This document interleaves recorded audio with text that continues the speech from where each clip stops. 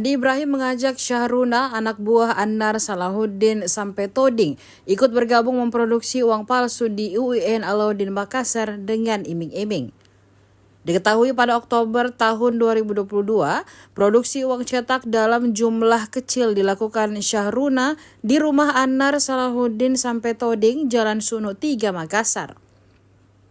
Produksi uang palsu kemudian berpindah ke Kampus 2 UIN Alauddin Makassar, Jalan HM Yasin Limpo, Kecamatan Sombo Opu, Goa, Sulawesi Selatan.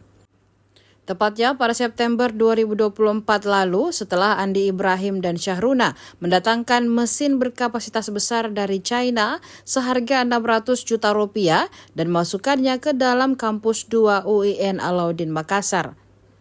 Saat kasus ini mencuat pada pertengahan Desember 2024, disebutkan Andi Ibrahim dibunjuk Syahruna untuk membikin uang palsu.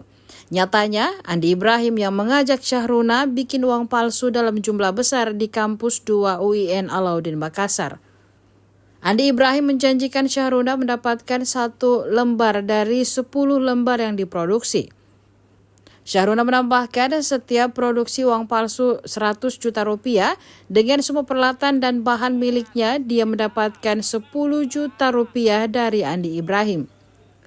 Lantas, sudah berapa banyak penghasilan Syahruna sebelum akhirnya ditangkap Polres Goa? Jika dihitung-hitung tak sampai 12 juta rupiah, kata Syahruna. Diketahui saat ini polisi telah menetapkan 19 tersangka kasus pabrik uang palsu di UIN Alauddin Makassar. Tersangka diantaranya Andi Ibrahim, Syahruna, dan Annar Salahuddin sampai Toding.